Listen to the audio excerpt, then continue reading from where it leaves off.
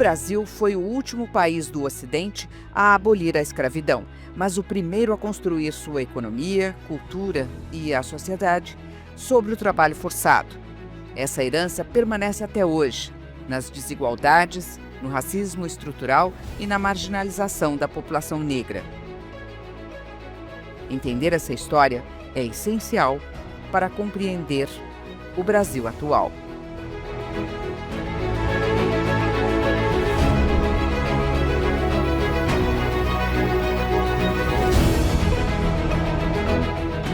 O Dia Nacional da Consciência Negra foi instituído oficialmente no Brasil no dia 10 de novembro de 2011. A efeméride ganhou relevância e hoje a celebração da consciência negra vem de histórias que inspiram.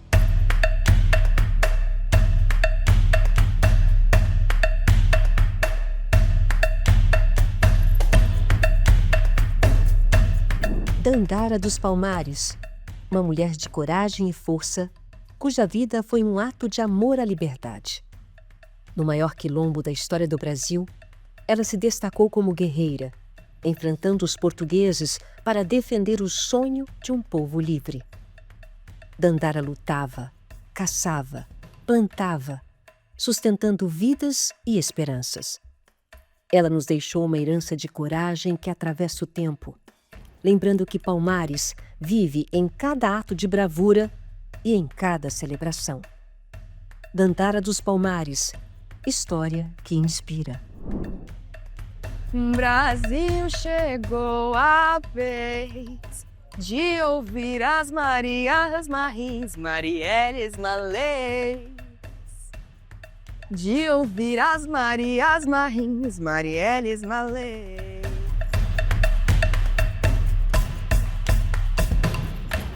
Nosso curso é de design de moda e a gente trabalha muito com manualidades, né? Então a gente se inspirou no artesanato africano de culturas como Zulu, Maasai. Tem assim uma cultura riquíssima em artesanato, eles fazem joias maravilhosas, eles trabalham basicamente com miçangas, né?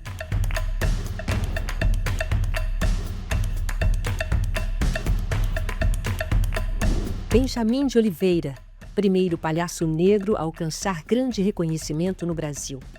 Um artista completo. Cantava, tocava, fazia piruetas e dançava ritmos como o maxixe e o lundu, encantando o público em cada espetáculo. Seu talento o levou a ser reconhecido por toda parte e, em pouco tempo, seu nome era sinônimo de arte e inovação no circo brasileiro. Benjamin deixou risos e um legado de paixão e superação que inspira até hoje. Mercedes Batista, primeira mulher negra a integrar o corpo de baile do Teatro Municipal do Rio de Janeiro. Ela quebrou barreiras impostas pelo preconceito, enfrentando uma sociedade que não estava pronta para enxergar o talento negro nos palcos clássicos.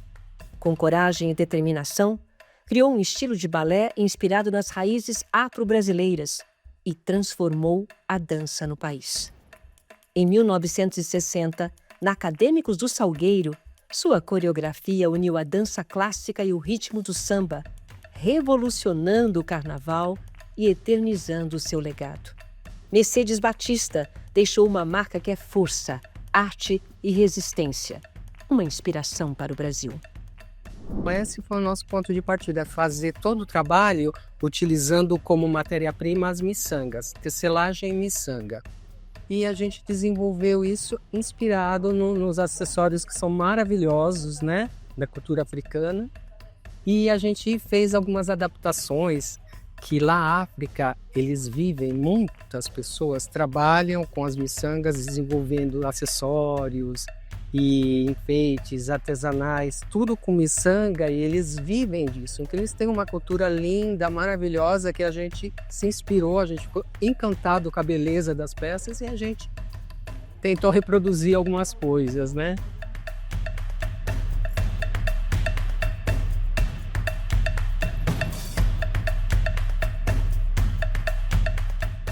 Trago de inspiração de base, né, que eu tenho a minha religião, né, eu sou do candomblé, então essa questão da cor, da miçanga, da música, de tudo que está sendo trazido aqui, é a questão da minha infância. A gente não é só um objeto, a gente não é só uma mão de obra, a gente não é só uma propaganda para promover a sua indústria ou qualquer coisa do tipo. A gente é pessoa, a gente sente, a gente vive, a gente sabe. Então, ver isso, né, de tipo assim, trazer o canto, trazer a dança, trazer a cor, trazer essa questão do calor humano.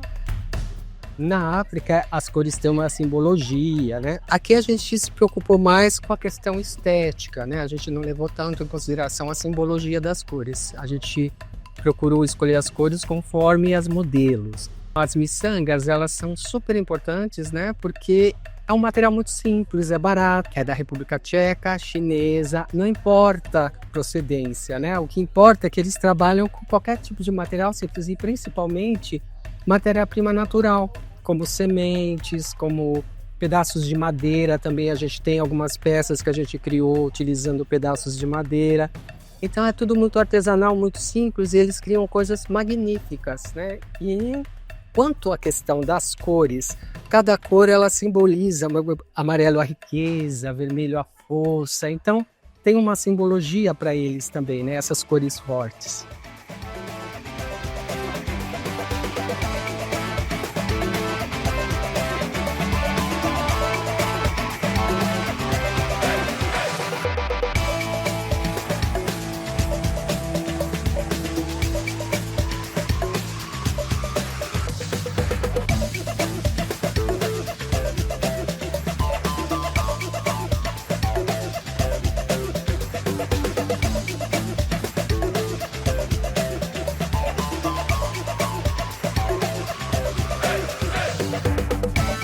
As pessoas que se apresentaram, nós sentamos, nós conversamos, nós quisemos saber como é que você é na sua casa quando você escreve uma poesia.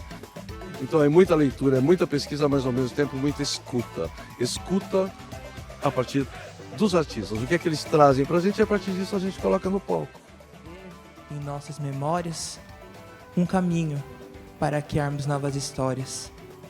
Histórias felizes, onde não teremos finais tristes. Onde olharemos sempre à frente, tendo sempre em mente um lindo nascer do sol. Forte e radiante, mais suave. A gente tem se esforçado muito para combater todo tipo de preconceito. Nós temos uma política contra a assédio, contra qualquer tipo de violência dentro do ambiente de trabalho. Nós temos uma política a favor das mulheres. Nesse mundo, como uma mulher preta, ainda sou muito nova. Gerações passadas, a minha, sofreram muito mais, passaram por diversas coisas. Então, acho que eu, como pessoa nova aqui hoje, posso inspirar outras pessoas mais novinhas do que eu. Assim como minha mãe, por exemplo, me inspirou, como minha avó me inspirou. Posso ensinar para essas crianças tão novinhas que elas podem estar aqui. Elas podem cantar, elas podem dançar, elas podem se mostrar e fazer o que elas amam. De samba pra gente sambar. Não deixe o samba morrer, não deixe o samba acabar. Que o morro foi feito de samba pra gente sambar. Não deixe o samba morrer, não deixe o samba acabar. Que o morro foi feito de samba. De samba pra gente sambar.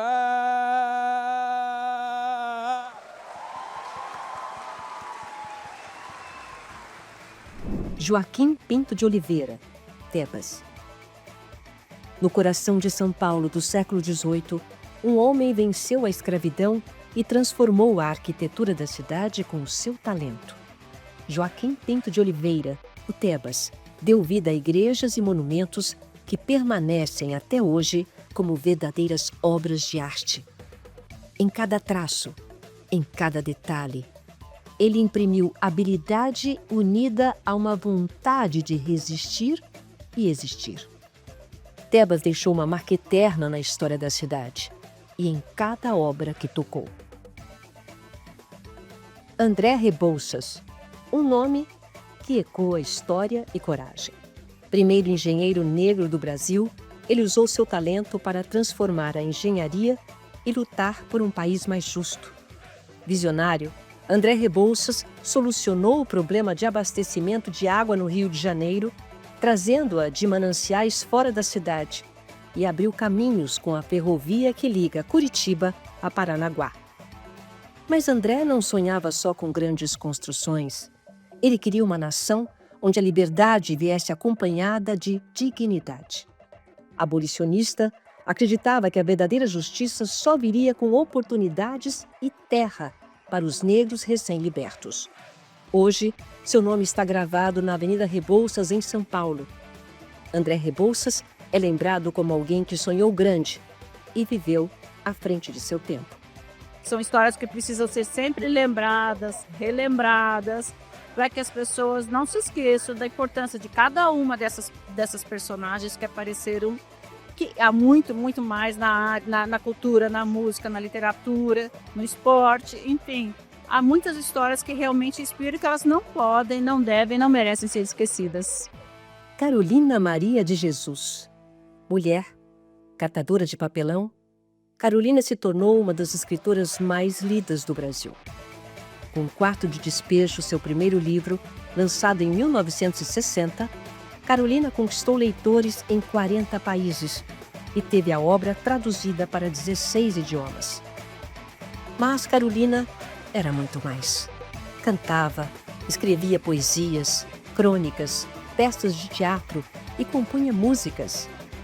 Com cada linha, trouxe à tona a vida da favela, a força do povo negro. Sua escrita é uma celebração da coragem, da autenticidade e da força de quem nunca desistiu de sonhar.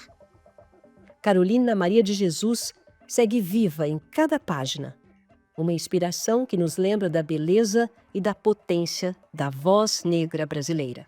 Eu e meu irmão, na verdade, nós fomos os primeiros negros do Colégio Objetivo em São José do Rio Pardo.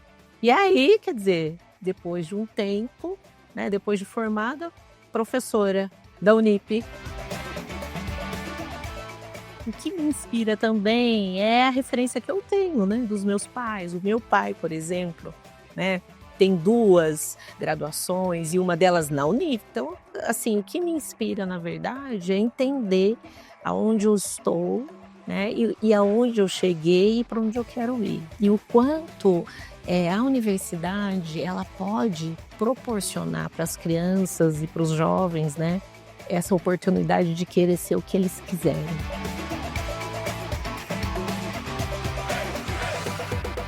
Elza Soares, uma voz que nasceu do Brasil e conquistou o mundo. Mulher forte, cheia de talento, transformou sua dor em música e se fez gigante. Com sua voz rouca e poderosa, Elza cantou sobre a vida, a resistência e a coragem. Em 2000, ela foi eleita pela BBC como a cantora brasileira do milênio. Com o álbum A Mulher do Fim do Mundo, ganhou o Grammy Latino. Elza encarou cada desafio como uma nova chance de se reinventar, sempre levando sua história ao palco com orgulho e intensidade. Ela lutou até o fim e nos mostrou que resistir também é uma forma de triunfar. Antonieta de Barros, primeira negra brasileira a conquistar o mandato popular. Deputada estadual em Santa Catarina, ela fez história ao propor, em 1948, a lei que criou o Dia do Professor, uma homenagem que anos depois se tornaria oficial em todo o país. Educadora, jornalista e defensora incansável da igualdade, Antonieta acreditava que a educação era o caminho para a liberdade e para a transformação. Em cada ato, deixou uma marca de coragem e dedicação, dando voz à luta pela justiça e valorização da cultura negra no Brasil. Antonieta nos ensinou que conhecimento é poder, poder de mudar, de fortalecer e de construir. Eu tô me sentindo assim, um momento único, que assim, a gente não esperava, e maravilhoso. Tô me sentindo muito bem.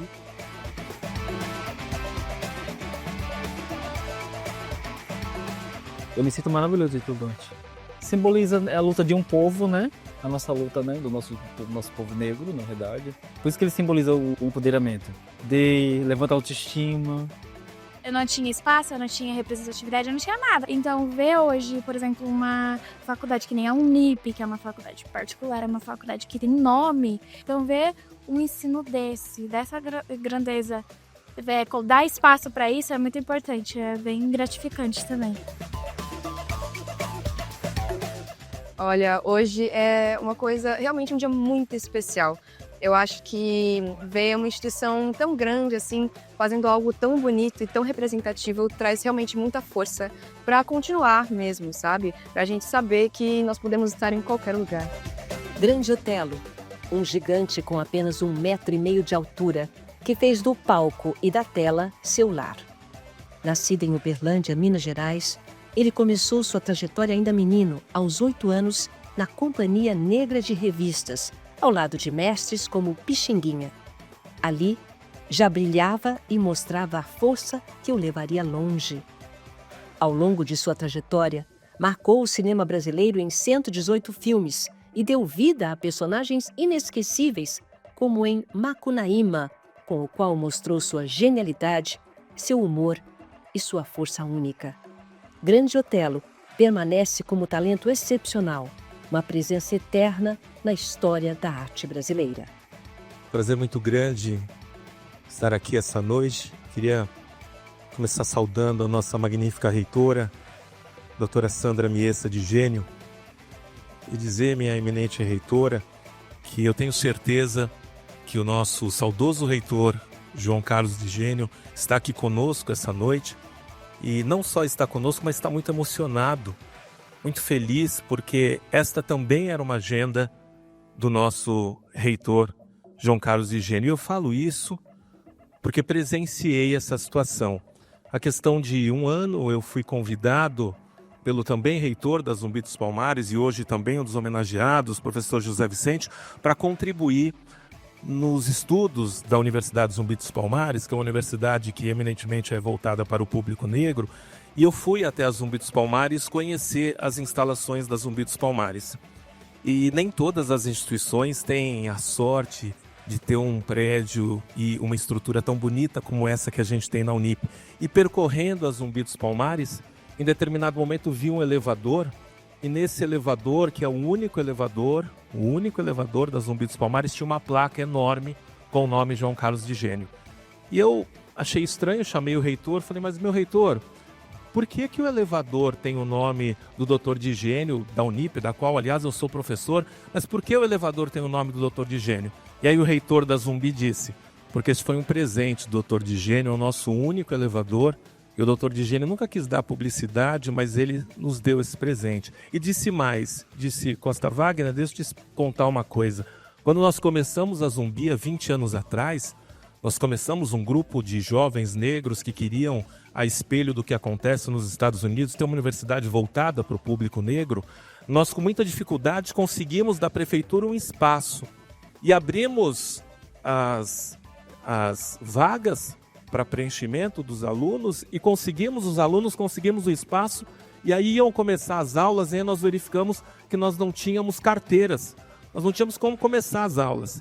E aí disse o doutor José Vicente, que ligou para o nosso reitor de Gênio e pediu para ele ajuda, e na hora o doutor de Gênio disse, traz um caminhão, vem até aqui um campus da Unip, que eu vou te ceder todas as carteiras para vocês começarem as aulas na Zumbi. Então gostaria de pedir uma salva de palmas para o nosso reitor, João Carlos de Gênio.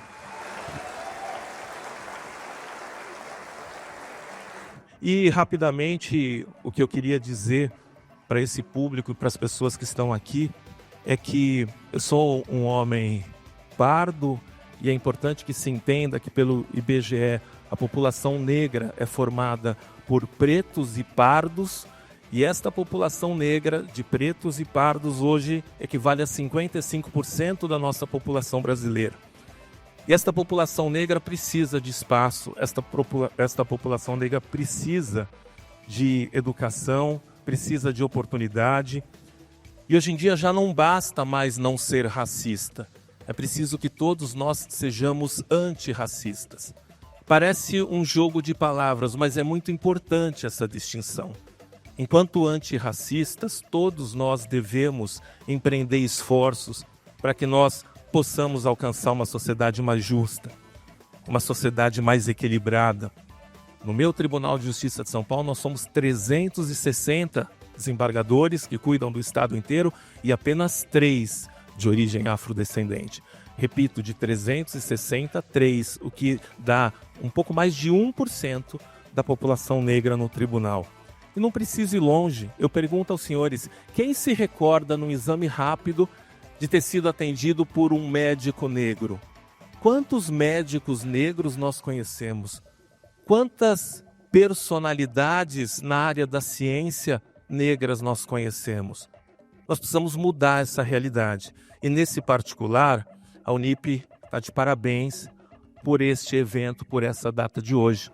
Eu queria terminar contando uma história que, certa vez, uma famosa cantora chamada Dolores Duran, que se apresentava num ambiente no Rio de Janeiro, no final da noite sempre tinha um sujeito rico que mandava um bilhete para que ela cantasse algumas músicas, mas ele assistia ela se apresentando de costas, porque ele se recusava a vê-la porque ela era negra. Então ele ouvia e dizia: esta negra tem uma voz muito bonita, mas eu não quero assisti-la. E mandava, repito, sempre pelos garçons as músicas que ele queria que ela cantasse. E ela cantava e em determinado momento ela ficou revoltada com aquilo, chamou um garçom, depois de muitas noites, falou: por que aquele sujeito, quando eu começo a cantar, fica de costas para mim? E aí o garçom disse: olha, não dá para mexer com ele, ele é um dos nossos melhores clientes, ele paga muito, ele tem muito dinheiro, ele aliás compra para viagem e manda que nós levemos até o carro dele, porque ele não gosta de carregar embrulho, e enfim, canta a música que ele pedir e siga o seu papel. E ela ficou bastante revoltada com aquilo, como não poderia deixar de ser, e chegou em casa e na época ela era namorada do autor famoso Billy Blanco, que ao ouvir esta reclamação dela, Billy Blanco fez uma música que se chama Banca do Distinto, que foi uma música que ficou depois imortalizada nas palavras de Elis Regina. E eu queria só ler uma parte dessa música porque a mim toca muito e acho que resume essa situação. O Billy Blanco escreveu a letra que diz assim: não fala com pobre, não dá mão a preto, não carrega embrulho. Pra que tanta pose, doutor? Pra que esse orgulho? A bruxa que é cega esbarra na gente e a vida estanca. E é muito importante que cada um de nós tenha a humildade de retirar do seu armário aquele racista escondido que existe e extirpe essa situação e abrace, assim como a Unip está fazendo hoje, essa causa antirracista. Eu termino citando o padre Antônio Vieira, que diz: os passos passam, mas as pegadas ficam. Senhora reitora, tenha certeza que na noite de hoje a Unip firma pegadas importantes no coração de todos nós nesta luta por um país mais igualitário e mais justo.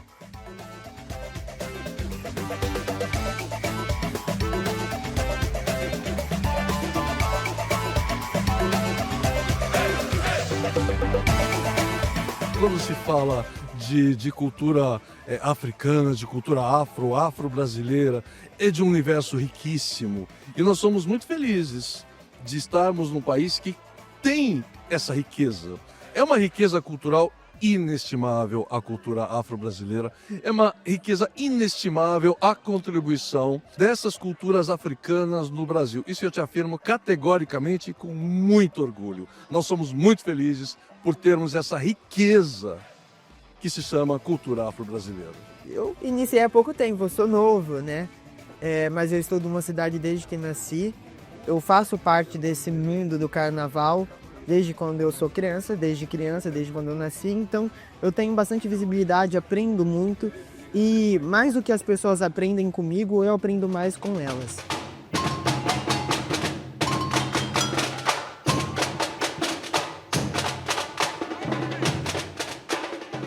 Poderia ser mais valorizada.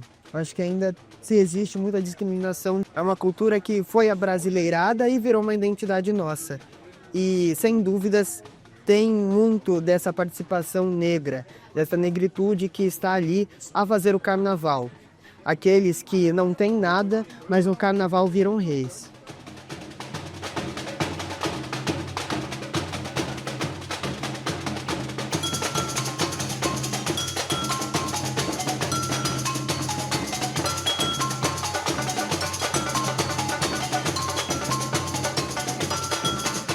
Acreditar que a gente pode tudo, né? Desde que a gente realmente queira fazer. Então a inspiração que eu deixo para vocês hoje é isso: acredite em você e faça tudo que você tem vontade, porque eu acreditei e eu tô aqui.